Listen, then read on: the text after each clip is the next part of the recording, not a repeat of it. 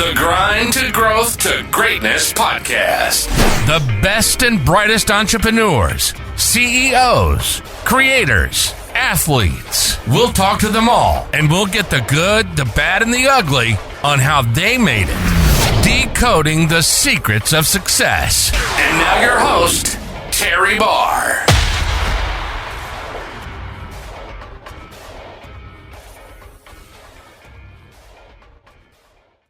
So welcome into Grind to Growth to Greatness. I have been looking forward to this guest for a long time. Julie Bill McKelvey is her name. Her story is vast. It's long. It's exciting. It's heart-wrenching. It's just all kinds of good. And I've been looking forward to this for a long time.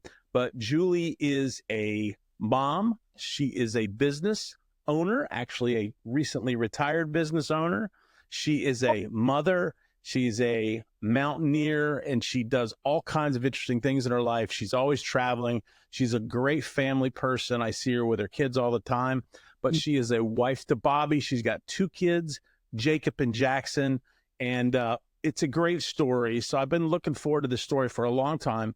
But Julie, I met her about 6 months ago. I was sitting getting my hair cut, and the lady doing my haircut, I was telling her about my podcast, and she said, "You ought to listen to the lady next door here that's sitting in the seat next to you." And so I started to tune in, and here Julie McKelvey is one of less than 100 women to summit the top 7 summits in the world. So if that is something that you don't understand, Everest is in there along with a bunch of others. So we're going to talk to her about her journey, how she got ready, how she even decided to do something like that.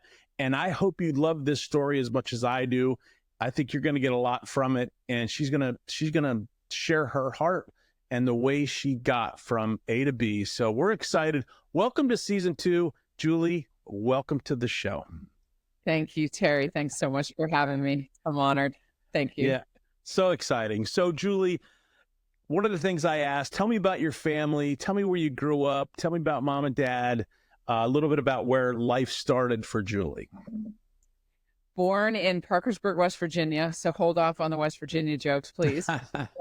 And lived there with my mom, my dad, my 2 brothers. And when I was 2, my dad, and we were kind of hard off and not a lot of money. And so my dad was really good at sales, and he answered an ad in Harrisburg, Pennsylvania for hearing aid sales. And so he moved out here first, and he figured out, okay, I can make a go of this thing. And so then we moved shortly after, and I grew up in Camp Hill, Pennsylvania, and went to school, and, great childhood, hardworking parents. And my dad's founded Miracle Ear. So the very first franchise that was ever franchise agreement that was ever signed was him. And so it was a huge part of my life, hearing aids. My mom was a secretary, and they worked all the time. When we were sick from school, we would sleep on the floor of the office kind of thing. And my brother was involved, and I just swore at that as early as I can remember that no matter what, I will never have anything to do with the family business, which So I didn't know that. So your dad actually founded the Miracle Ear franchise then here in this area? He was the first franchisee in the whole country. So the founder, Ken Dahlberg, came to him and said, "I have this idea for a small hearing aid. I want to call it a Miracle Ear. I want to franchise it. Will you, risk everything and sign on it?" And he did. Wow. And yeah. So, and then my parents got divorced, and there was, the typical thing with divorce, and, some ugliness in there, obviously. Sure. And so my mom was raising 3 kids on her own, and with not a lot of support, and started her own hearing aid business, and worked all the time. And at the same time went to school to get her master's degree. And I look back on that saying, I have such a soft spot in my heart for single moms, because I saw mom did grow, raising us. Went to high school, was involved. I was never involved in sports, really. I dabbled in basketball, but in a little field hockey here and there, but it really wasn't my thing. Went to IUP. Okay.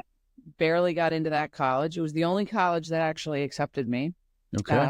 because of a pretty difficult time in my life that I was in. Okay. It was on a very wrong path. And anyway, so I get accepted to IUP. I go there and graduate on the 5-year plan.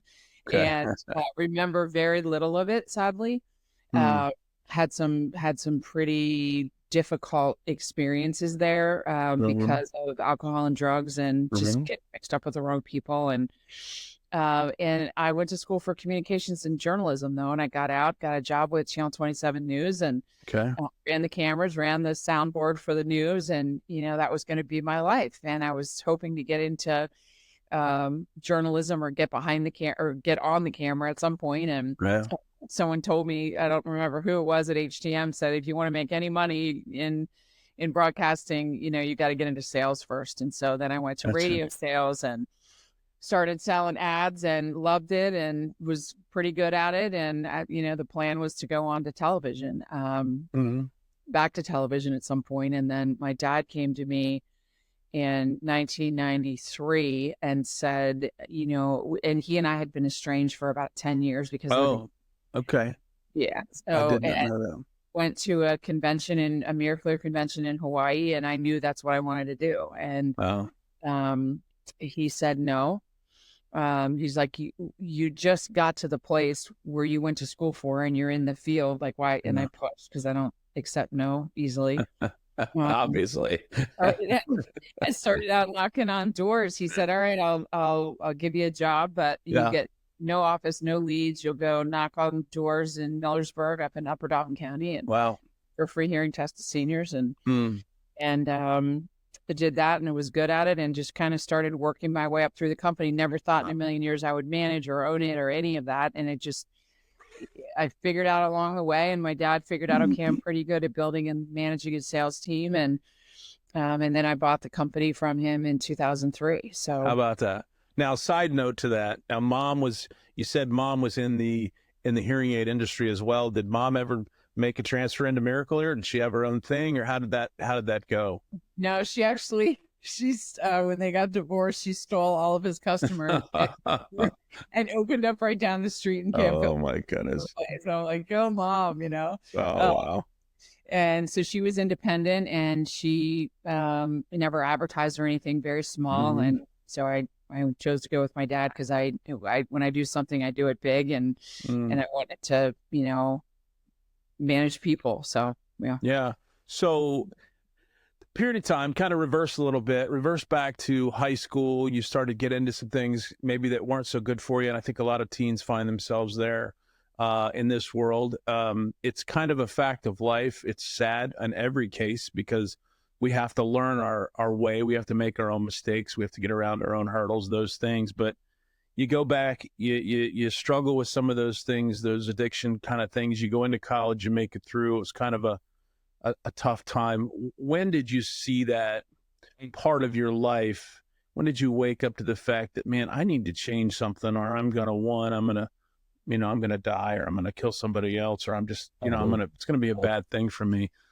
What was your mindset when you got out of college, and where were you in your addiction struggle? Well, the day that that everything changed for me was June 12th, 1995, which is my sobriety date. So I just celebrated 29 years sober, and it's a huge part of my life. And it's awesome. But in high school, I was just partying like everybody else, and and as it turns out, you surround yourself with people who are behaving the same way, so that it doesn't seem like it's that big of a deal. Sure. And then got into college, and just went off the rails once away from home, and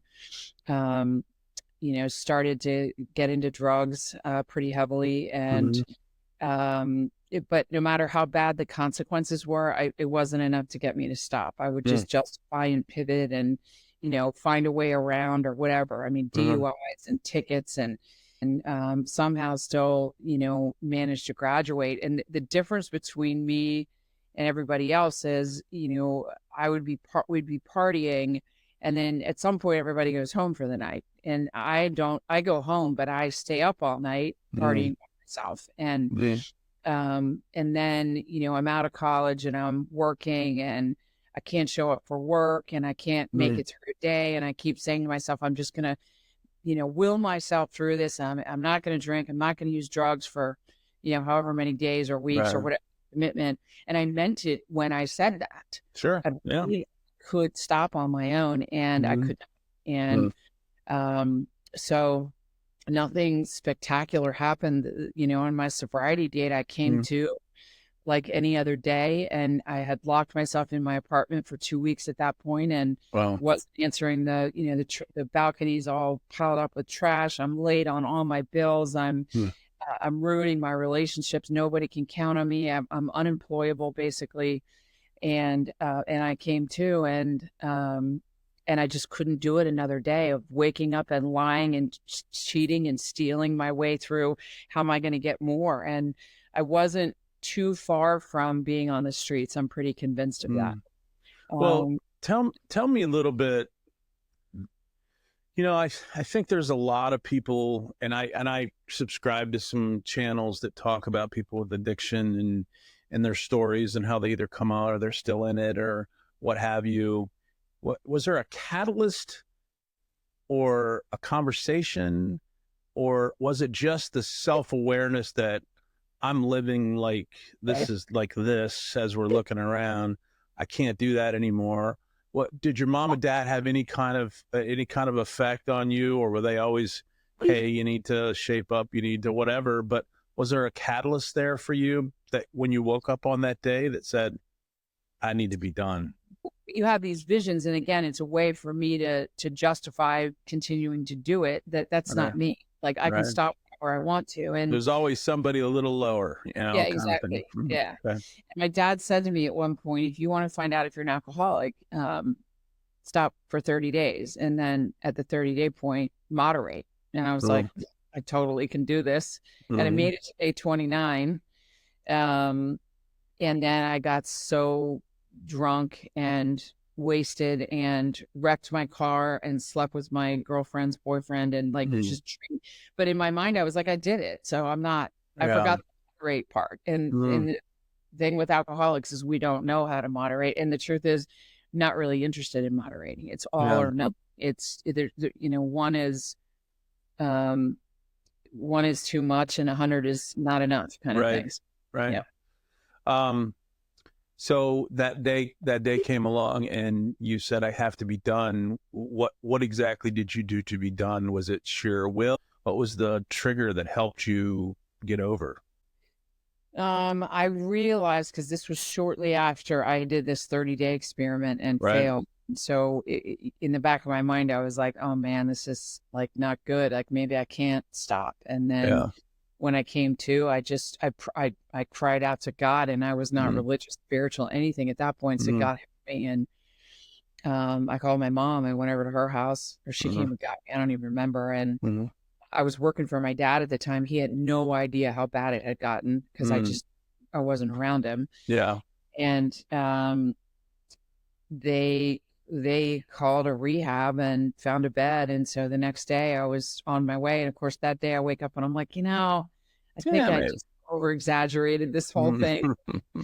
But my dad said, I'll hold this job for you for 30 days and I won't let out in the company what's going on. And so he did. I mean, he really saved my life. And I got there and I thought, okay, I'm a drug addict, but I'm not an alcoholic. And then through the process of what happens in rehab, I realized that, for me, it's both, and it's complete abstinence, and I can never have a drink or a drug again. And that's pretty difficult when you're 27 and you think your whole life's ahead of you, and it doesn't involve all the things that had happened to that point. And I have to change my friends and my situation and all this stuff. And so, Yeah, that's pretty stunning. I mean, we have some addiction issues in our family as well, and it's either or. You either stop or you don't. And so I hear that. I've heard that story before, and thankfully, they've done okay coming out, and they seem to be on the right path. But you mentioned something, telling me that you mentioned that you cried out to God and you weren't religious. Tell me why you did that. Was that something that did you grow up in a family that had a relationship with God, or did you have friends that had a relationship with God, or was that something internal that said, I need to reach out to It was internal. I mean, my mom, I remember going to church. I was baptized. I was confirmed. And the only thing I really remembered about church was that I felt better when I walked out than when I walked in. Yeah. And that all went out the window once I started drinking and using. And Sure. And so my prayers were foxhole prayers. I mean, get me out of this, and I promise I'll, da da da da, fill in the blank. But I knew that morning that I came to, I knew that I couldn't stop on my own, and I knew that I was going to die. I mean, there was no question the rate that I was going and the amount of drugs and alcohol that I was ingesting. I mean, I just wouldn't have survived very long. And so I just cried out to God, help me. And then all of a sudden I picked up the phone and, I'm calling my mom and then the next year I had like 24 hours in between when I, had called for my parents and when I was able to get into rehab. And that 24-hour time span was the only time in 5 years that I could not reach my drug dealer. Wow. And I really believe that was divinely inspired. I think if I had reached him, I wouldn't be here right now. That sounds like you heard your prayers for sure. I'm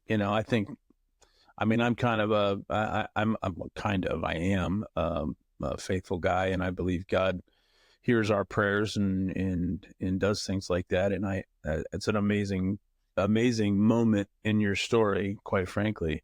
So you go to rehab, you spend 30 days in rehab, you come out, you go back to your job, or what did you do? Yeah. I went back to my job and changed everything in my life, Wow. And incredibly difficult for a really long time. I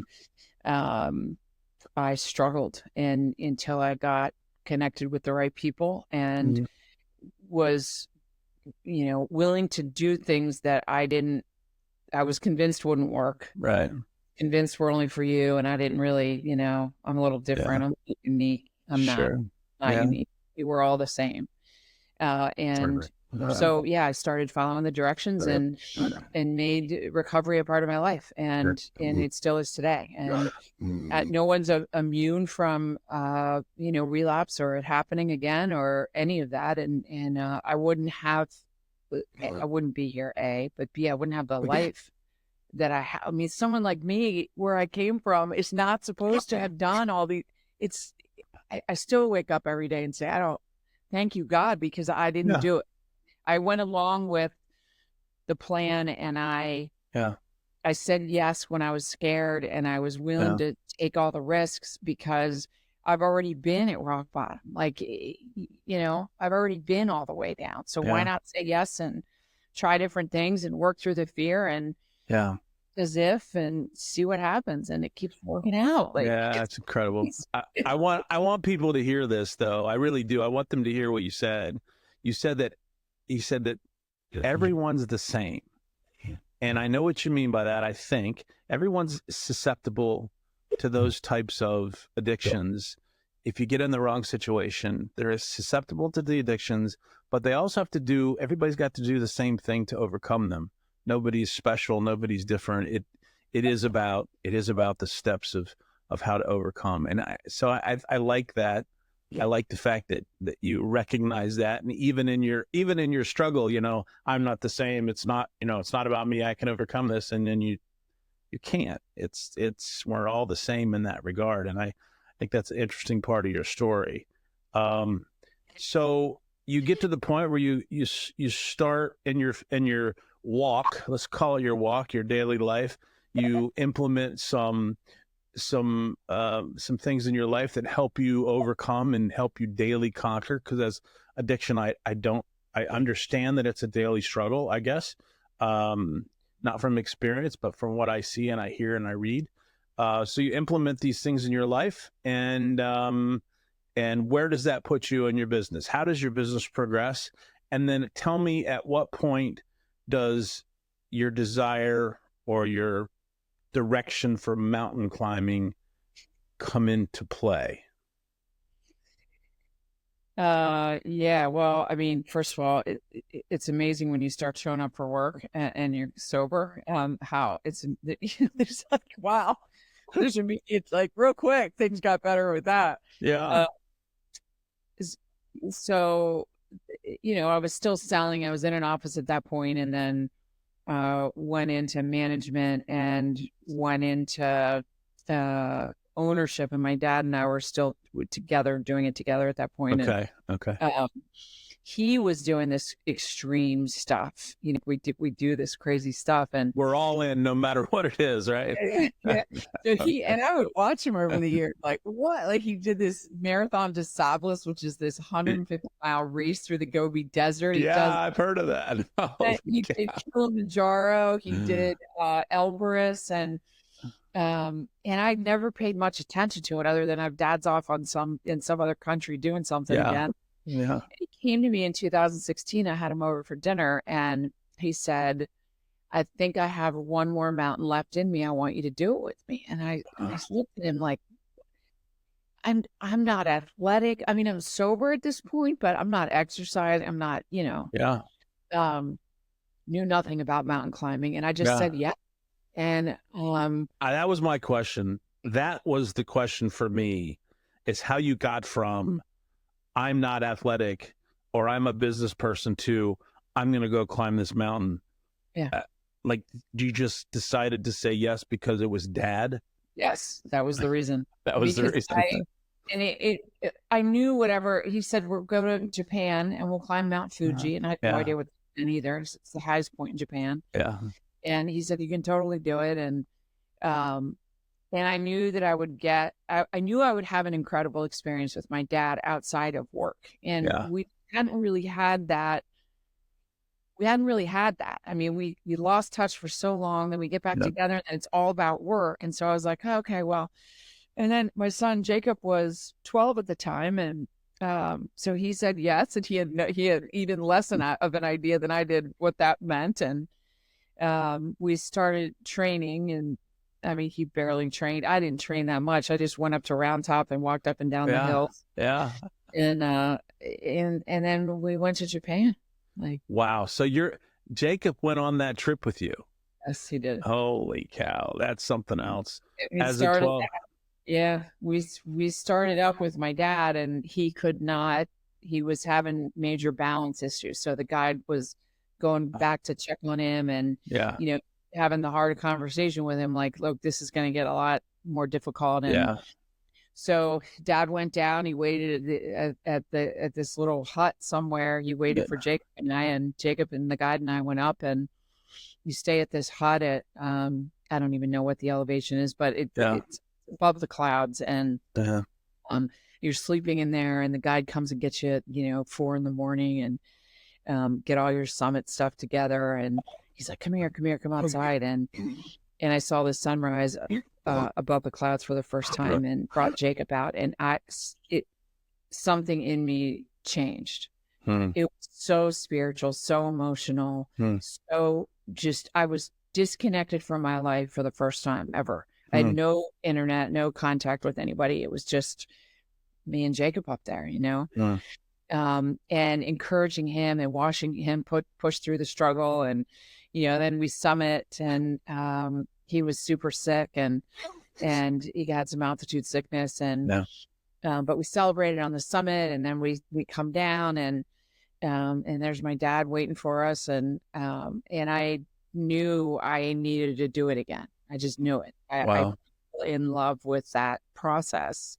And my dad had done Kilimanjaro. So I was like, well, Kilimanjaro's next. And so I got home and started Googling Kilimanjaro, knew nothing about it, found this guy, Ben, who changed the trajectory of my life completely, and got some girlfriends together and said, okay, let's go do Kilimanjaro. If we don't summit, we'll have a fun experience and see another country. And I never heard of the 7 summits at that point. So we go over and you stay, you're camping as you go up to the different camps towards the summit. And one night Ben said, we're having dinner in the dinner tent, and he says, you should think about the 7 summits. And I'm like, oh goodness, what is that? He goes, well, you're on one. He said, it's the highest peak on each continent in the world, and you could totally do it. And I was like, I don't even know if we had summited yet at that point. So the whole time in my head, I'm, well, whatever it is, I'm going to do it. This episode of Grind to Growth to Greatness is brought to you by Terry Barr, Distinctive Real Estate, advising families across Pennsylvania and Northern Virginia for over 15 years. Visit the website at terrybarrealestate.com.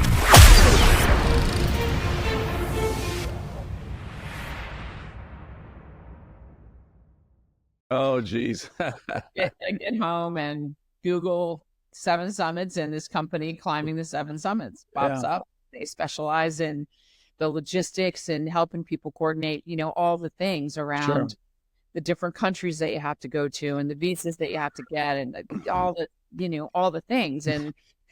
And this guy, Mike Hamill, who owns that company, worked with me the whole time on what do I need to do? Who do I need to get to train me? What kind of gear? Who do I go to for the gear? Who do I go, which ones do I do in what order? Because I don't have a clue. I mean, my personality is, I'll just go do Everest first. One after the other. Well, let me back up a little bit just before you get going too far. But I want to go back to Mount Fuji. I want just a little bit. You summit Mount Fuji and you get to the top of that. And you said something happened to you as a very spiritual experience. I guess I want to know a little bit about what your thoughts were. Was it more than you thought it would be? Was it less than you thought it would be? Was it exactly the way you thought it would be? Or was it just something so far out of what you had in your life that you just couldn't take it all in? I want to know what that moment felt like a little more. The big moment for me was the waking up above the clouds and going out and seeing the sunrise. And then the rest of the time I was really worried about Jacob. He was not feeling good. I was like trying to figure out, do we turn around? Do we not? How far do I push him? I don't even know what this thing is. So really by the time we get to the top, and there's this Japanese like huge statue as you get towards it's where everybody takes their summit picture. Okay. Oh my God, there it is. And he was so pissed at me. He would not, it's so sick that he would take the summit picture there. Oh my goodness. This is not about me right now. It's about him. And so getting to the top, and he's so happy and he's crying and he's like, he can't even describe. Wow. So really me experiencing it through him, so a little bit of mom kicked in there, big time, and then you were overwhelmed because you were seeing it through his eyes, and I think that's interesting. And you get up there and there wasn't a view that day, so we couldn't see anything, so it wasn't like this, which is the case on a lot of them, right. It's really, I didn't even understand it on Fuji. I understand it very well now that it's not about the summit. It's really the process of getting there. And that's when you're changed. That's when you change as a person, is the process. How about that? Yeah. Now, do they have, like Everest, I mean, they have their guides and their Sherpas that go up. Does each mountain have their own type of advanced climber that helps the guests through, or the patrons through, whatever you call them, clients, I guess you would call them? Do they each have their own type of Sherpa, or are you relying on the company that you went through to help you do that? Yes, to all of them, except some of those you can go unsupported, which I was not interested in. I mean, when I made the decision, it was really making a decision to do the next one, see how that goes. Then let's get, and then I couldn't even fathom Everest for the first couple of years. I just couldn't. But except Denali. Denali is no support. So you have to carry all of the loads for you and your team, all of your camp gear, all of your food, everything up the mountain. Why is that? In a sled behind you. The national park doesn't allow. Oh, is that what it is? Okay. Yeah. So it's really the rugged mountaineering, and just so brutally hard and cold, and it took me 2 times, but I got that done, and I had no desire to ever go do that again. That was horrible. I mean, I was carrying 100 pounds of gear up that thing, and everything that goes with that. So, but the other ones have, generally, you don't really have, you have porters on some of them if you want that can get your stuff up to the next camp. Okay. But they're all kind of different that way. Yeah. So tell me a little bit about when you're deciding to do these, and we've covered Fuji and Kilimanjaro. Does the mountains have different levels of fear factor to them? You know, are you fearful when you're going up the mountain? And how did you overcome that? How did you stop and say, look, I either have to go down 12,000 feet or I have to go up 8,000 feet or whatever it is? How did you overcome the fear of actually doing it? By doing it. Yeah. It's really trusting the process. So, you know, after Kilimanjaro, the next kind of, because Kilimanjaro, there's no snow, you're not in crampons. It's basically trekking, but it's over 19,000 feet. So, I mean, it's no joke. You need to go slowly and hydrate and do all the things. And, but so the next kind of thing in line was Elbrus in Russia, which thank God I did that, because nobody can get there now. Nobody didn't know that. A lot of people are hung up on the 7 because they can't get that one. But so that was the first mountain where I had crampons on my feet. I'm roped, so I had to learn about roping techniques and flipping and what that looks like. And so I was like, okay, this is new, and we'll just. And you're in a line, so you're with a guide, but you're also a team of people, right? I was with other people that had also never done that. So I was like, sweet. I don't want to be the most experienced. I don't want to be the most inexperienced. I like to be right in the middle.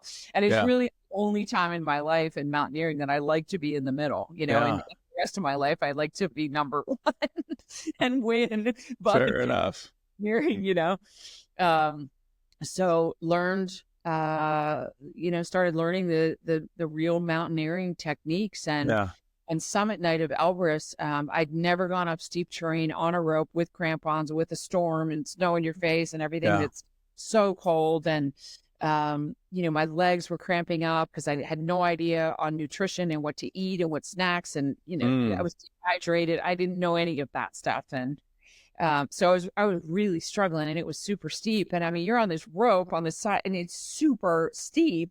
Yeah. And and again, it's almost like every time I got to that point where I'm like, I can't do it anymore. There was nothing. I mean, I'm not going to just stop the whole rope team and say, guys, because that would involve them having to deal with me to have somebody put me down. And you can't just go down these things on your own. There's crevasses. There's, and I turn around and I see the red line of the sunrise. Wow. And then the sun starts coming up, and you see, cause you always start at night because it's the coldest and the safest. And then when the sun comes up, you see where you are, and it's like, oh my God, I'm doing this thing. Like, yes, I can do this thing. Wow. I'm already almost there. And, that was super, super hard for me, that mountain, because there was so much I had to learn about breathing techniques and rest stepping and, all the things. There's so many things to learn. And got to the summit and got back down. You stay in these barrel huts on the side of the mountain. That it's just the whole thing is so mind blowing. I'm like, I'm in Russia. Like, what? And that was really the point where I was like, okay, I think I can. I got 3. I can do them all. Huh? Which one do they consider the most difficult? I know that.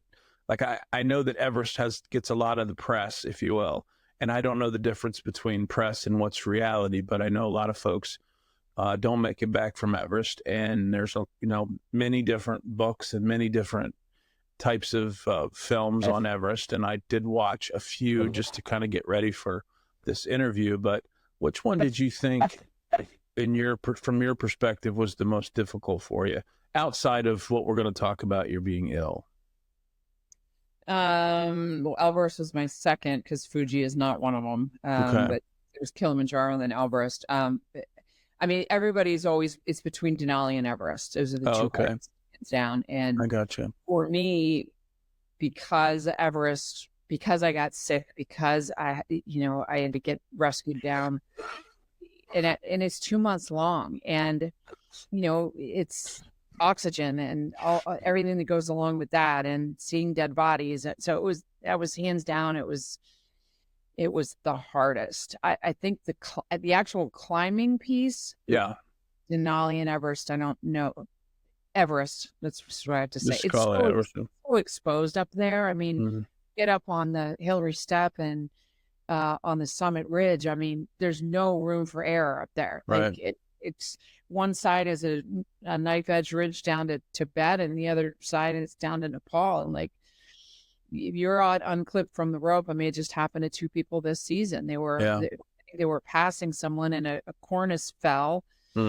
A piece of ice fell that they were standing on right at the exact moment, I think, that they were unclipping to get around people, and they're gone. And I mean, so you don't really, I mean, there's, from my perspective, and, I, until I started doing these interviews and figuring out what, the spirit and the continence of so many people that I interview is overwhelmingly strong.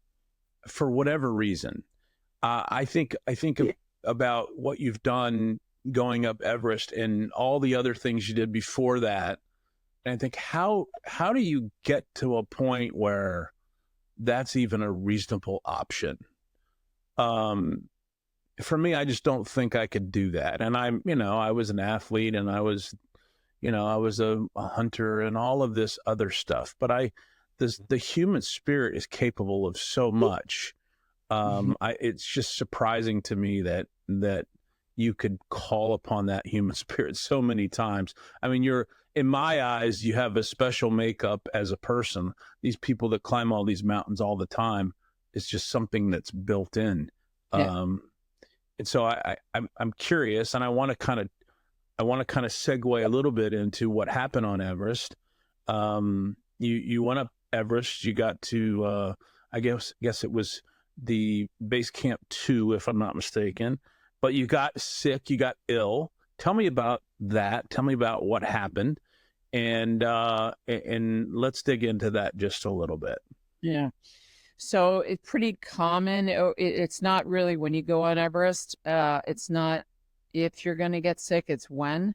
I mean, you're trekking through the Everest base camp region to get to base camp, and you're staying at tea houses, and you're around a lot of people, and different food and different all the stuff, and a lot of people are sick. And so I started getting sick in Farache, which was probably about, I don't know, maybe 5 or 6 days into the trek. So you fly into Kathmandu, and then you take a helicopter into Labuschagne, which is where you start trekking. And side note, I hear that airplane ride into Kathmandu is quite a little trip there.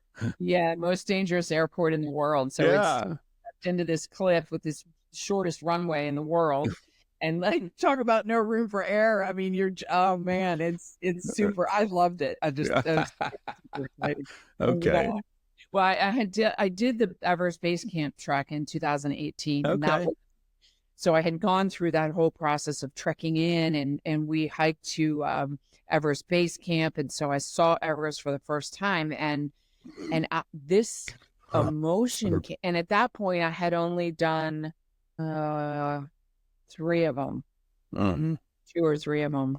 I was still like, I don't know about Everest. That's and I see Everest and I start crying. Like, I'm crying overlooking this mountain. Like, it was very emotional, very spiritual. And that's when I knew, when I'm sitting there, I'm at base camp looking up at it, and I'm like, I got to do this. I've got to go up her. And, but anyway, so fast forward to 2023, and I'm over there again. So there was a lot of familiarity with that part. And I start with this cough, and everybody around me, more intense at this point, and everybody got it. And so you're trying to figure out, which over-the-counter meds to take. And is this just the Kumbu cough? Because as you get higher in altitude and the cold, and everybody's coughing. And it's hard to know if you're sick or if it's just the Kumbu cough and this is just, you're okay. Part of the experience, yeah. I was feeling really bad and taking some stuff. And we took a couple extra rest days at one of the tea houses for me. So I could sleep. And is this before you got to base camp when you started really getting? Okay. Yeah, it was all on the way to base camp. Okay. And I climbed La Vache Peak, which is one of the rotations that climbing the 7 summits uses that peak instead of doing 3 rotations up Everest, which means 6 times through the Khumbu ice fall, which is super dangerous. Yeah. So La Vache Peak is their first rotation. And so it was really important. Without it, you climb high, sleep low. That's how your blood cells get used to the altitude, so that it can higher and higher. Gotcha. So, even though I was sick, I was with Tendi, who's this whole journey has been for me. Okay, who is the best person for me? My coach, nutritionist, Sherpa, guide. And I sought them out, and I signed up with Tendi 2 years before Everest because he's that difficult to get in with. Yeah. And he was absolutely perfect for me. But so we summited La Vache. I managed to summit. I was feeling crappy, but I managed to summit. Just kept thinking it's going to get better, and got to base camp, and you go through this beautiful puja ceremony where you take all your gear up to this altar, and it's blessed, and these llamas come in, and I mean, just absolutely mind-blowing. So cool. Yeah. And then Tendi and I start up on our first rotation, and we get up through the Khumbu ice fall, and I'm coughing like crazy, and we get up, and it's like 5 hours if you're doing well to get up to Camp 1. Okay. Crossing the ladders, the whole thing, and we were about 3/4 of the way there, and my coughing turned. Tendi was in front of me, and he turned around, because in my mind I was like, look, I can just get to Camp 1 and then I can pour down, I can something, but I'm not going back through that thing right now in my mind. I can, because I know it all. And Tendi turns around and he's like, we're going back. And I'm like, so it's getting really bad, and now I can barely walk without coughing. I'm coughing up blood. They call down to base camp, and they have oxygen brought up to me so that I can get back down to base camp on oxygen. And so it was scary, but I wasn't. I never thought that the whole trip would get derailed. It's weird. I just was like, okay, what's the next thing? I need to get on oxygen. I need to get down. And then I go down, because I had already seen there's a medical Everest base camp doctors that are there, and I'd already gone to see them. They cleared me. They're like, no, it's just Khumbu cough. You're fine. Wow. Keep going. So I was like, okay, sweet. And then I get back down, and I'm just in really bad shape. And they get to my tent, because I can no longer even walk to their tent. Wow. And they're like, we need to get you to the hospital right away. And I'm on oxygen in my tent, and then the weather closes in, so they can't come get me. So I'm just in the tent. The rest of my team is now going up to summit, and I'm going down. Do you remember what you were thinking about during that period of time where you're in your tent, that your teammates you're headed up the, what were you thinking? Do you remember what you were thinking? I got to get out of here. I got to get better and get up there. What was your thoughts there? It was all about, tell me what I need to do to get down and back up. Wow. And Mike, the owner, my camel, came to my tent. I'll never forget this. And he's like, look, because I was upset. I'm crying. I'm like, I've put everything. I've worked for 5 years to get on this thing. Yeah. Put everything on the line. And I'm smiling because I read this and I was like, that's kind of funny. He said to me, this happened to me, and I was able to get down to the hospital and still summit. You have enough time, because it was I left home March 30th. This all happened April, like the third week in April or something. And I'm like, okay, Mike. And I hung on to that the entire time. The entire time I was down in Kathmandu and in the hospital and all of that. I'm like, all I needed was one person to say that it had happened to them and they still got back, because nobody was telling me, oh, think about going home. I wasn't in my head. People Julie, at home. I have to tell you, this is not a reasonable answer to my question. The whole time I'm thinking about this question, I'm thinking, I don't know how in the world. I've told people that I was going to have you on. I was like, how in the world does somebody go to Everest, get sick, go into the hospital for 9 days, and decide, yep, I'm going to go back up there and I'm going to summit? And you're telling me that was always the case. That's incredible. Yeah. Well, I was only in the hospital for 2 days. So 2 days. I apologize. I read it wrong. That's okay. But I mean, by the time I got there, I had full-blown pulmonary edema. So my lungs were starting to fill with fluid and really bad lung infection. And I'm talking to every doctor there and about going back up. And they're coming in every, 4 hours, and it's different doctors each time. And I feel like I'm giving a sales pitch, and I'm texting my doctor at home, like, can we get a pulmonary doctor involved to look at the x-rays? So we had x-rays sent home here to get a second opinion, because I wasn't going to go back up without clearance. I'm not going to do, the timing company wouldn't have let me anyway. Sure. I was sure as hell going to push as far as I could to try. And, the doctor kept saying, it doesn't look good. It doesn't look good. It's not really getting better, but you don't need to stay in the hospital. You need to check out, go. And I said, all right, what can I do? Cause I'm not going home. They said, you can check into a hotel, eat, drink. Cause I had lost a bunch of weight by then, which is normal. I was super weak. Eat, rest, sleep, and come back in here every day, and we'll take new x-rays and see. So I would go back in there every day or every other day, whatever it was. And he's like, nope, still bad. Still no way. And then we get to day 7, and I'm looking at this. He's like, look, I'll clear you to go back, but there's a 60% chance that this infection is going to come right back. That's usually what happens in this scenario is people go back and it comes right back. And I looked right at him and I said, but there's a 40% chance it won't.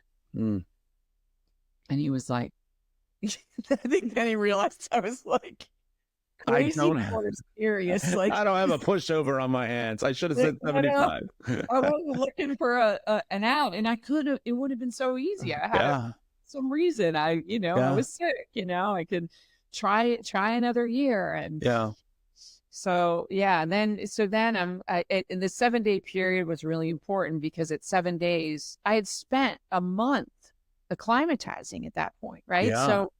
So when you don't want to lose that once you come down, right? When you pass day 7 is when you start to lose that. And so we're like really watching this timeline, and I know about day 7, and and then we get to like day 8, I get cleared, and they're like, okay, maybe we can fly you back to base camp at this point. And then the weather closes in, the helicopters can't get me. I'm like, what else? Like, I really was fed up with, I just felt like I'm sure there were so many obstacles. I couldn't understand why so many obstacles. And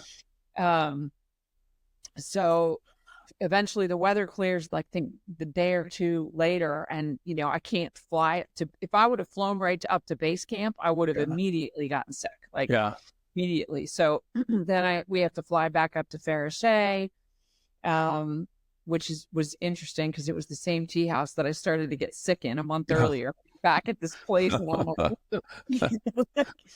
And Tendi flies down, and he meets me there, and we go on these day acclimatization hikes for 2 days. And I'm feeling amazing, because I just ate pizza and French fries and whatever I wanted, just as many calories as I could get in myself for that period of time. And I was super rested. And so I felt great. And so we ended up flying from Paris back up to base camp, and then went on the first rotation. And before we left, Mike, the owner, Mike Hamill, calls me out of the dining tent. Tendy and I are supposed to leave the next morning for our, second rotation, but first rotation up to camp 2 or 3. Yeah.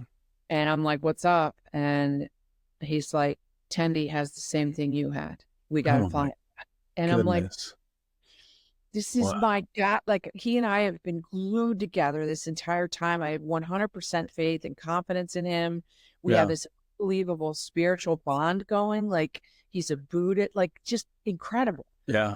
And he never gets sick. Like, the Sherpa people are so used to that. They generally don't get sick. And so I'm like, oh, I have another, like, well, I did have a breakdown, and my coach happened to be on that expedition, and I go find him in his tent, and I'm losing my, like, what else? And they're putting me with this guy Pemba, and I don't know who he is. It turns out he's like the next Tendy. Like, everybody's trying to get this guy.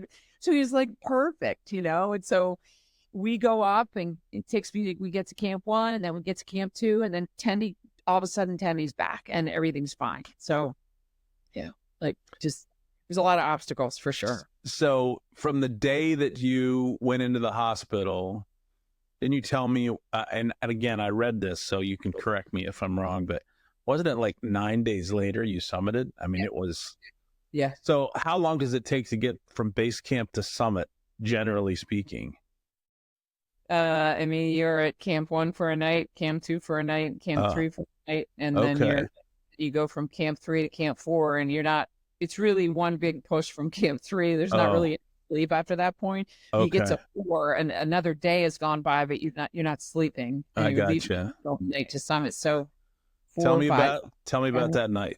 Tell me about the night before you summit, how you feel, what you're thinking, and what's going through your mind. This episode of Grind to Growth to Greatness is brought to you by Terry Barr, Distinctive Real Estate, advising families across Pennsylvania and Northern Virginia for over 15 years. Visit the website at terrybarrealestate.com.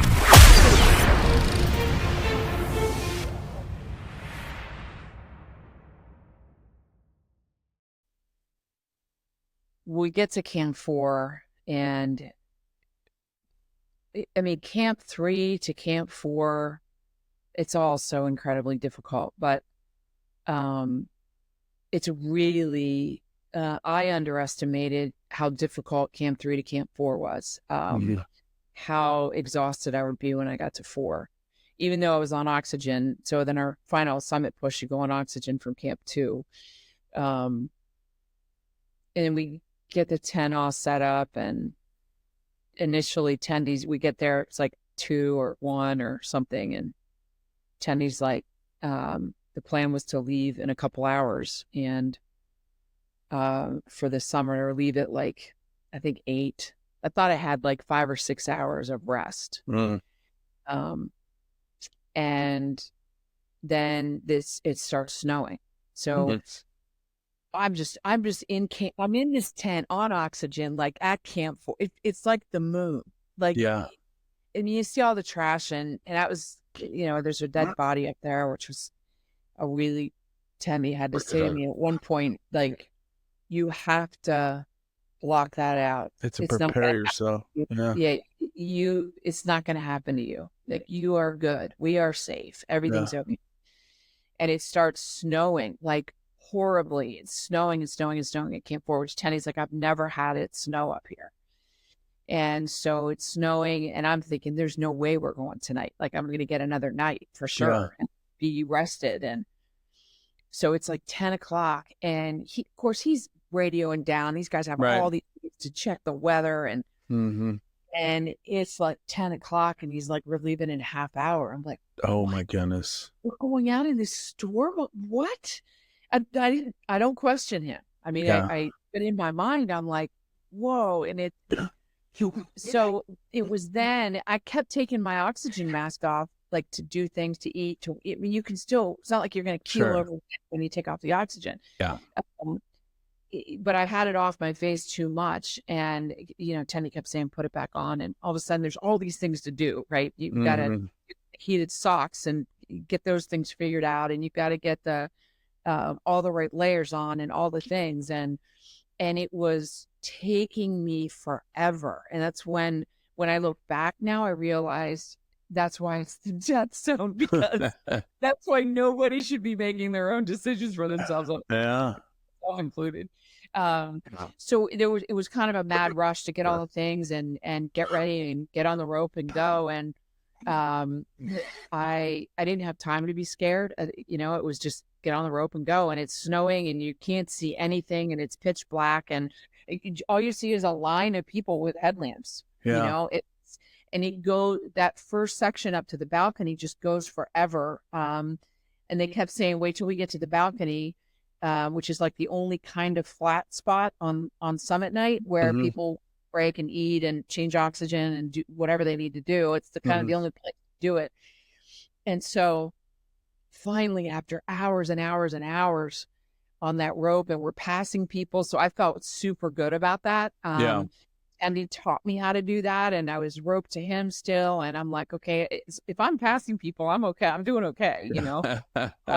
So we finally get to the balcony, and I there's nothing to eat or drink during this. And I had this whole like summit night snack bag all packed, and I showed it to Teddy at Camp 4, and he was like, yeah, how can I? No. He's like, give me your whatever you have that has caffeine, gummy, give that to me. And so he held that's all I had the whole time was gummies, caffeinated gummies. And we get to the balcony, and it is blinding snowstorm, wind. There was no way we were taking a break to do anything. Couldn't even see. Yeah. And so these guys changed my oxygen, and then we just kept going. And it was, you know, it's super emotional. My mom had died shortly before I left. And one of the last things she said to me was, I said, where do you want me to put your ashes? And she said, you put them up on top of that mountain, because she was a huge supporter. And I was really struggling when she was in the hospital, and I'm still training. And I'm like, oh my God, this is like, am I doing the right thing? And right. It kept telling me I was. And so I've got her ashes in my backpack, and it was me and Tendi and the Sherpa team, and there wasn't anybody else around us. I looked down at my Garmin, which is the little satellite thing. So I knew everybody at home's tracking this little dot and watching. And it's frozen. So no communication. Nobody at home knew anything. Wow. Tendi hadn't had communication with base camp at that point. And I was like, Tendi, my Garmin, and he's like, and base camp doesn't know. And he's like, I know where we are. We're okay. So it was and then I calmed down again, and I was like, okay, we got this. We're just walking, you know, we're just walking.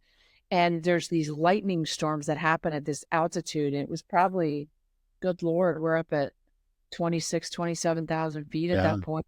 I mean, and the whole sky, it's just it's the most surreal, beautiful thing I've ever seen. And yeah, and then you know, we're on the South Summit, which is it's so steep. I mean, it's so crazy. And the sun I look over and I see this flash, and the sky is red, and then it's orange, and then it's blue, and it's yellow, and it went on forever. Like Danny, look. He's like, yeah, I know. Like he's been up there 15 times. Like it's like, I didn't even look. And that just gives you the energy and the bravery and whatever else you need to keep going. Because at that point, I was like, oh my God, I think I'm going to stand on top of this thing. Like it's happening. Yeah. That is truly amazing. I mean, I've read a few books before I even started doing this podcast about Everest, because it's such a fascinating journey, and it's a fascinating idea of going somewhere that no human really should be going. And yet we've turned it into this amazing feat where we get to see what's on top of the world, so to speak. And I guess one of the funny questions I had for you is, like, you have pictures of yourself up there. Is that something that Tendi did for you? Did he use your camera to take pictures, or how did you get some of the pictures that I've seen up there? I think it was a video of you spreading your mom's ashes, and then pictures of being up on top. And you know, I'm a photographer at heart, so I'm like, if I was up there, I'd want to stay up there for 30 minutes and just take every picture I can imagine. But how was that? Well, it's there's a line to get on top, first of all, and there's people behind you waiting to get on top. So I was conscious of that. And Sure. But it's a postage stamp. I mean, the summit is tiny. So, I mean, we're heading up, and you can see it, and you can see the people and the prayer flags and the whole thing, and we get up there, and they were taking the Sherpa and Tendi were taking video and photos. I couldn't even deal with. Yeah, I could imagine. I mean, I pulled my phone out at one point because I took the video of myself. Yeah, I think that's the only video that I took, and the very first thing was, because I had the banner and there's everything for the Miracle Foundation that I wanted to get. Oh yeah, that's right. Yeah. So, number one thing was my mom's ashes. So Tenny got me into a little area at the summit, facing Tibet, and everybody else was kind of the other way. And I was able to sit down and do that. And that was, it felt like a half an hour, but it was only, a minute or two. And then it must have been a special moment for you. Oh, yeah. I mean, how many people get to do that? And I felt her with me though, the whole time. I really like, I felt like she was helping to pull me up that mountain. And it's really hard to describe other than just, I knew everything was going to be okay. I knew it. She was up there. I knew she was watching me. I knew she was with me through the storms, through all the things, it was her, I believe, that got me up there. And so, that moment of releasing her ashes just super, super special. Yeah. Yeah. And that's astounding for those folks that are listening that don't know. I mean, it's not a foregone conclusion that people that go on this hike, we'll call it a hike, but people that climb this mountain get to the top. Most people don't, quite frankly. And so to have a perfect, call it a perfect storm, that's probably a bad analogy, but, everything comes together and you make it to the summit. I think I read recently that there's over 200 bodies on the mountain because they can't get them off, and they're mapped out on the mountain. I mean, it's not for the faint of heart. And that's why this story is so incredible. So you get up there, you spread mom's ashes, you take a look around. What was your emotions in that moment? That seems like just going right from the ashes to the banner and making sure I had all those photos and the group photos and all of that. And then all of a sudden Tenny's like, we got to go. And I'm like, what do you mean? We just got here. Like, I could have stayed there forever, but you're limited on oxygen. There's people waiting. So you gotta, and so I'm fussing with my stuff, getting my pack back on or whatever. And Tenny comes over to me. I'll never forget this. And he's like, hold still. He gets behind me and he starts turning me around in a circle really slowly in his calm, Buddha like voice. He's like, I just want you to take this in. Look where you are right now. And that was the moment that it hit me where I was. Before that, it was like, gotta do this. There's people waiting. There's, wasn't real serene and all this stuff. But when he did that, it was like this incredible feeling of accomplishment and pride and relief, really. Like, I don't have to do it again. What a gift, though. That must have been a heck of a gift. It was the greatest gift he could have ever given me, other than getting me there. I mean, incredible. It's in my mind forever. I didn't need to have my phone. I didn't need a video of it. It's burned into my brain forever. And the gratitude of that mountain allowed me passage to the summit. And I believed that. I mean, it's not about conquering anything. Yeah. It's doing everything I can and pushing as hard as I can on my end. And I showed up as ready as you could be on that expedition. And then it's really up to the mountain. Like, do I get up there or not? And there's a lot of assholes, climbers that are over there. There's a lot of ones too, but there's a lot of egos and it's very male dominated. And it was, I was supposed to stand on top. I just was. And I'm still trying to unpack all of it over a year later. Yeah. And the other thing that struck me is when you started this journey to do the 7 summits, if I'm correct, you did all of them in 5 years. Is that right? I mean, that's incredible. It comes at certainly a physical cost, a mental cost, and an actual cost. But to do that in 5 years is pretty astounding for somebody that really didn't start out to be a mountaineer and didn't start out to be a climber necessarily. And this accomplishment is just mind-boggling to me. So you get turned around. Tendy says, we need to go. There's people waiting, and you want to get down, and that's a process in itself, a dangerous process in itself. Do you go back down the same rope and you pass people on the same rope, or is there a parallel rope that you go down or is it the exact same trail? Same rope, same trail. So you got people coming up and you're going down, and it is really sketchy, especially on the Hillary step, because you got 2 feet that you're standing on, and the same people are going up and down on the same rope. And so, I just did whatever Tendy told me to do. Wherever he told me to go, I did and listened. And you don't look down, you're just looking at the rope in your hands and what you need to do. And that's Everest is what, over 29,000 feet. I don't know the exact number, but you're standing on the very top, looking down 29,000 feet. I'm going to do what I'm told to. Yes. I got to because Tenny kept saying to me the whole, especially summit, the whole final rotation, the summit is not the summit. The summit is, the true summit is when I get you home to your family. That's the truth. What a truth. He believes that with every ounce of his being, and every decision that he made was around getting me back to Bobby and the kids,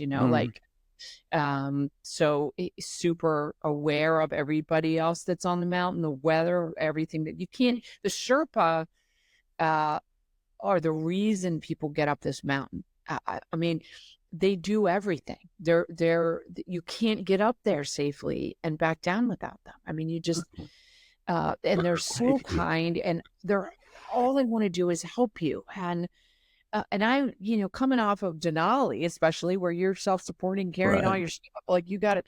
And then you have to get used to like allowing them to do all the things for you, because it's in their nature. That's what they want to do.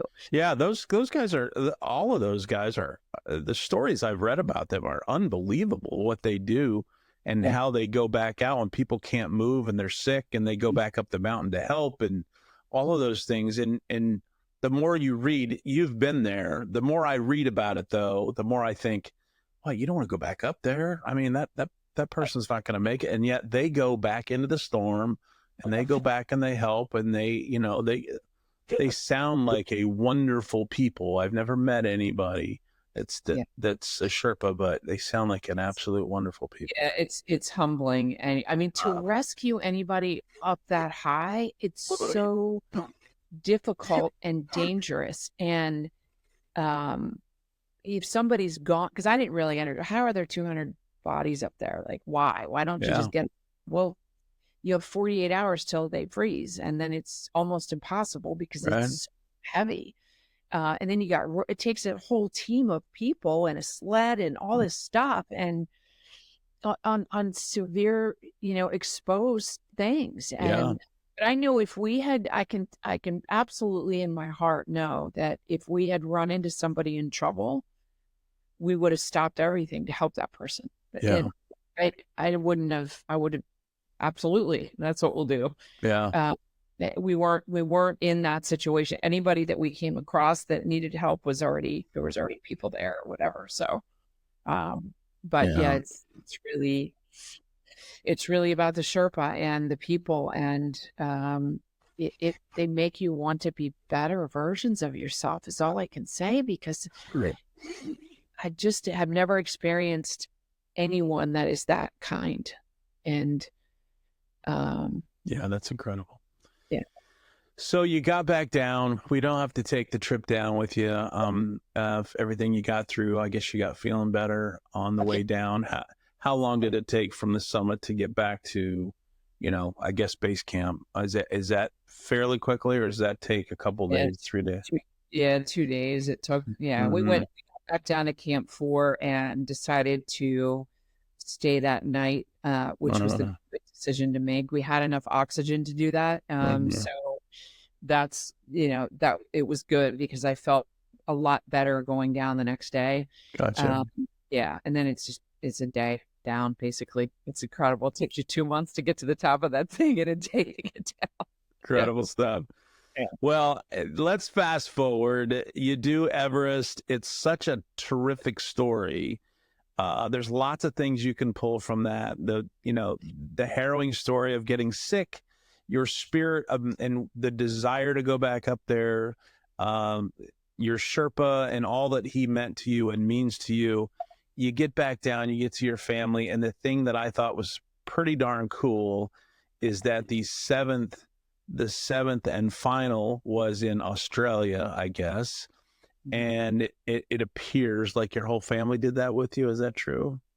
Yes, it is. Yeah, I thought that was amazing. You're a family woman. I could see it in all your posts and the things that you talk about and the trips that you take with your family. I thought, what a better way to thank your support system than to say, hey, let's take that last step together. How was that for you? I mean, amazing. We decided there's 2 versions of the 7 summits, and the 7th summit is either Kosciuszko in Australia or Karsten's Pyramid in Indonesia. And there's 2 lists, and it has to do with the shelf and the plate and where the continent is in the ocean. And anyway, you can do either one, but they're very different. Kosciuszko is just a day hike up a hill. Yeah. And Karsten's Pyramid is like serious major exposure. and I was signed up 2 or 3 times for Karsten's, and it's been closed since before COVID, and super dangerous, and people getting kidnapped over there. And oh boy. So as we were getting closer to Everest, I sat everybody down and said, what do you think about going to Australia? Because I really wanted to do this in 5 years. Sure. And we could go there for New Year's, and all we have to do is just, drive a little bit out of Sydney. And I mean, I minimized it a little bit, but drive a little bit. I mean, they can do it. And so, we started up, and I mean, such troopers. Both the kids were sick, and and Bobby it was a beautiful experience standing up there together and finishing it with them. They sacrificed so much. I was gone a lot. I missed a lot, the training, unbelievable amount of time, the training and the trips that I had to take just up to the Whites in New Hampshire, out to Bishop, California with my coach, and, just constantly grinding at training and being exhausted. And they supported me, and a lot of families wouldn't, Yeah. I mean, never said no, or, never made me feel guilty. The kids never made me feel. They were super on board with the whole thing. So to finish it with them, I mean, beautiful. What a beautiful moment. I saw that when you did it. Of course, I think I reached out to you before you did the 7th. And you said, I'm getting ready for the 7th. We'll get together after the fact. So I was able to watch kind of the post and the journey along the way. And I thought, wow, what a wonderful, and I didn't know how tall that mountain was, but I thought, what a wonderful way for the family to end this 5-year, this 5-year journey with mom and all she's been through. And I just think there's so much about your story that could mean a lot to a lot of people. I'm so thankful that you're willing to share some of the more intimate details. Those are difficult, and that doesn't mean they didn't happen, but it also helps, it helps other people in their journey of things in their lives that perhaps happened. And I wonder how many will become mountain climbers, because that's the extreme, response to hardship, I guess. But it's been a wonderful time watching. Couple more questions, I guess. I want to hit on your business a little bit. You're somewhat of a philanthropist, and you've done that through A Miracle Ear. Tell the audience a little bit about how you connected Miracle Ear and the foundation there, and what that's all about. How you connected that with your mountaineering. Yeah, so Miracle Ear has an arm, which is called the Miracle Ear Foundation, and we give free hearing aids to adults and children who can't afford hearing help. And it has been a part of my life since, I came into the business in 1993, and I joined the board years ago. And so when I got ready to do Kilimanjaro, I thought, because obviously it's nonprofit and it costs money to run the thing. And so fundraising is a big piece of it. And I'd never really done that. And so I thought, well, what if I could raise some money for Kilimanjaro? I wonder if anybody would give me any money towards the foundation. Right. With this tagline, Summit for Sound, and like 50 grand comes in. I was like, what? Like, people are incredible. Yeah. And I kept going with it. I kept going with Summit for Sound 1, 2, 3, until we got to Everest. Yeah. And over $225,000 was raised through the climbs, which helps hundreds of people across Pennsylvania who otherwise would not be able to hear. And so I'm still on the board, and it was a beautiful marriage, and a way to give back and think about all the people who are so much less fortunate than me. Yeah. And that I'm doing some good for them in the process. Yeah. Incredible. Just incredible. I thought that was amazing. So the last two questions I have for you, based upon your life, based upon everything that you've gone through, and all your responses and reaction to those, what do you feel like is your greatest accomplishment as Julie McKelvey?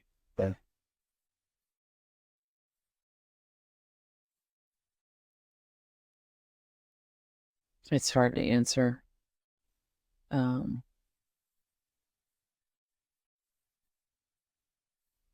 I mean, my kids. I really mean that. Yeah, I know.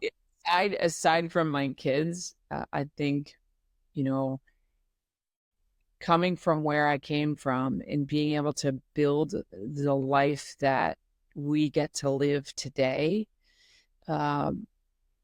it's, I just never thought it was possible for someone like me. And I'm not the most educated person, I'm not the smartest person. I have this thing in me that won't quit. And I have this thing in me that just says yes. So, I mean, my greatest accomplishment is probably getting sober, because without that, I wouldn't have anything else, Mm-hmm. It's, and I get to live these experiences, and I wasn't going to retire for 5 or 10 more years, Terry. Like, the business was at its peak. Like, and I got the nudge on Everest that I'm supposed to sell my business. And it was on that same, past the balcony, and the Garmin's not working. And I got and I didn't hear it, but I felt this. I need to stop working. And I'm like, what? And as soon as I got home, I started figuring out how I was going to do that. And I don't know. It's acting in blind faith, I guess, when you get a nudge to pay attention to it and to say yes in spite of fear. It's overcoming the fear again and again. And I still have fear today. People don't believe that, but it's true. And I don't want to get to the end of my life, whenever that is, and regret anything, nothing. And so kind of all the decisions that I make are around that, like, what am I called to do? Why am I here? That's the question. That's the question for everybody. What's my purpose? What am I called to do? Yeah. And I think it's the people like yourself that get that nudge and listen to that nudge that says, am I fulfilling my purpose where I'm at? Are there other things I need to be doing or looking to? I like your answer, because I don't think a lot of people I think a lot of people get the nudge, they miss it, they don't hear it, they don't feel it, and they never make the choice to make a change because it is scary. And Yeah, I mean, I didn't set out to inspire anybody with this. I really didn't. I just like, I got this crazy goal, and wouldn't it be cool if if I could do it, yeah, with like less than, I think it's 70 women have done it, and 500 women in the world have stood on the top of Everest, whatever it is. So it just started out as, what if I could? amazing. And along the way, I'm out of my long sessions, and I have to be on the mountain for 5, 6, 7 hours. And I'll do a post in my car, like whining about what I have to do, because that just helps me stay accountable. And then I'm up there and I'm getting these messages like, I got off the couch because of you today. And I'm like, what? Like, what? How cool is it, So it's in it, whatever capacity that we are drawn to help other people. I think that's what we need to lean into. And that looks different for everybody, but there's always a way to do that, because I know for sure when I am over here helping someone in whatever it looks like, God's over here taking care of my fancy problems, and they're fancy today. Thank God. Yeah. So that's a very well thought out answer. I have one more question that may test you a little bit. I put it into my answers for everyone. Given the fact that you've gone through so much in your life, and some good, some terrible, lots of challenges, lots of things you've gone through. If you had, and you made a mention of it earlier, that you have a heart for single moms and women especially, and I think that's wonderful, because you've got something for them to listen to think about. If you had the attention of the world for 5 minutes, what advice would you give those women, those single moms, and even people like myself? If you had the attention, what advice would you give them? I think it's find a way. I didn't start the 7 Summits till I was 50. I see so many women who set aside their own dreams, their own desires, because I have, a family, or because the list is endless. Sure. I can tell you, I'm not a single mom. Yeah. I can tell you for sure, but I am, was a business owner, and I'm 70 to 80 hours a week. I didn't stop. I didn't stop. And I still was able to do this. And I had to pivot. I had to find ways. I had to lean on people to help and ask for help. But if you feel that you are being called to do something, or if everybody has that thing in their life that they wish they could go do. Right. Everybody has something. Yeah. And what I say to that is, go do it, and don't stop finding a way until you do it. Because there will be barriers, and there will be roadblocks, and there will be things that you feel like, oh, I can't. Yes, you can. You just keep saying yes to the next thing. Because that nudge, that urge, that feeling, that dream, I believe, is given to you for a reason. And it's for you to go do it, because it'll change your life. And in the process, maybe you'll change other people's lives. Me going into the mountains, finally, I was forced to delegate in my company. It was the only way I could do it. And prior to that, I had my hands in every single thing all the time. Yeah. All of a sudden, I'm removed, and I can't get my hands in, and I had to lean on them. And it turns out they're rocking. Yeah. They're awesome. And so it was just one, and I didn't start climbing the mountains to learn any of those things. Yeah. But that's what happened in the process. And at the end of it, I'm a different person than I was 5 years ago. and do in a way that is so fulfilling internally. Not about hitting the top, not about fulfilling internally, It's amazing, beautiful. Well, let me ask you a second question, B part, because we started out with a lot of your struggles. We started out with your addiction, with your, some things that happened to you as a young woman, and keeping that in context. The people that are struggling right now with addiction, or they're struggling right now because something happened to them, or they've had a bad card dealt or something like that. What advice can you give them based upon your past and how you overcame? What advice could you give those types of people that may be listening to this? Just believe, and don't listen to the BS excuses that your mind will tell yourself about why you're different, because you're not. We all have the same opportunity to overcome obstacles. The circumstances and the details look different for everybody, but don't use them as an excuse, because it's the same thing. And I have walked women through the darkest things in their lives, and I get to now walk this path with them. I mean, it's believe in something greater than yourself, because we can't do it alone. It's leaning on others and leaning on something greater than myself to get me through that. And through the hard things, have the courage of your convictions. That's one of my favorite really things to say. Like, if I really believe in this and I want to turn my life around, then there is a way. And the way is not easy. And that's what I think a lot of people want, this easy. No, it's not supposed to be easy. Easy isn't where you grow. That's true. So I think that's wonderful. I read a book, or I'm actually in the process of reading it. I shouldn't say I've read it, because I haven't read the whole thing yet, but it's called The Comfort Crisis by Michael Easter. You should write that down. I think you would really relate to it.